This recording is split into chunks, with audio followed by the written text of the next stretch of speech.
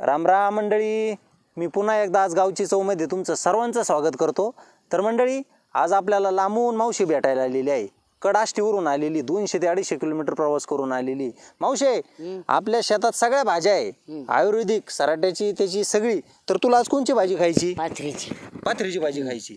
तर त्या पाथरीच्या भाजीने काय काय काय फायदे? पानथरी होत नाही. पानथरी होत नाही. ह्या भाजीला पैसे येत. काय काय?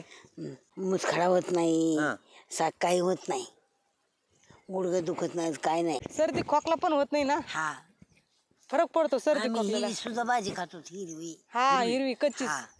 तू लहानपणी कामाला इकडे तिकडे जायची, तर मग दुपारच्या जेवणाच्या टायमाला कच्चीच भाजी खायची. भाजी खायची.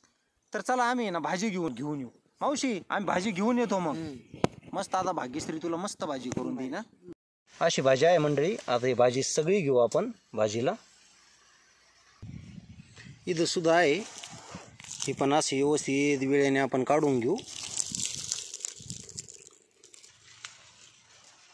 इथं अशी भरपूर भाजी सापडली आपल्याला, व्यवस्थित वेळेने काढून घेऊ. भाग्यश्री टोपली आण ग इकडं.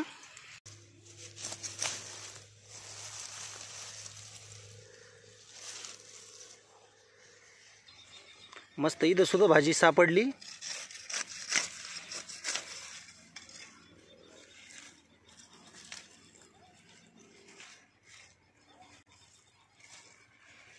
रानातली रानभाजी आहे ही मंडळी. उन्हाळ्यामध्ये अशा बघा हिरव्यागार शेतात, ऊसाच्या शेतात भाजी असती.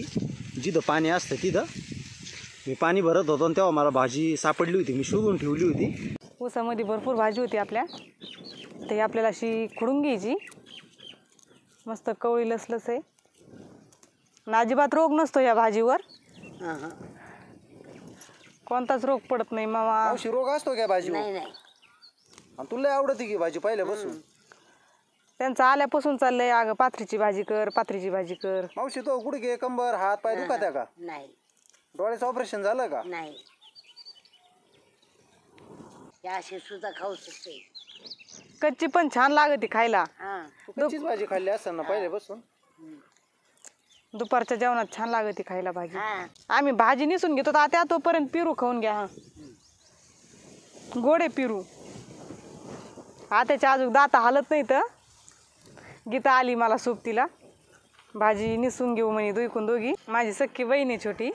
आता ही आपल्याला खळखळ 2-3 पाण्याने धुवून घ्यायची. चूल पण पेटून घेतली. तर कढई ठेवून घेऊ आपण चुलीवर. थोडे शेंगदाणे घेतलेत वाटीभर, मिरच्या घेतल्यात, लसूण पण घ्यायचा आहे आणि मीठ तेल लागणार आहे.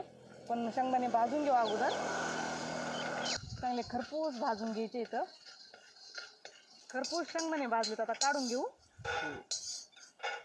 भाजी चरचरीत बनवायची. आता ही मिरची घेतलेली चिरून ती टाकायची याच्यात. चांगली तळली आता.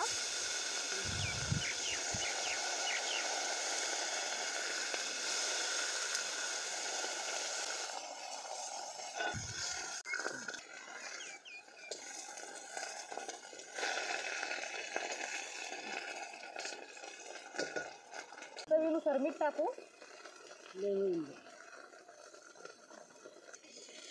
भाजीला शिजायला अजिबात पाणी नाही टाकायचं. आता मिठातच पाणी सुटर. मी लसूण पण शेंगदाण्यामध्येच घेतलाय, 1 कांडी. आता जास्त बारीक पण नाही आपल्याला बारीक करून घ्यायचे, फक्त 2-3 जागी करून घ्यायचे. इथं असे ठोसर ठेवायचे. इथं बघू शकता मस्त असं आपलं आबडधोबड वाटून झालंय. तर भाजी मस्त शिजली. शेंगदाणे पण टाकून देऊ याच्यात.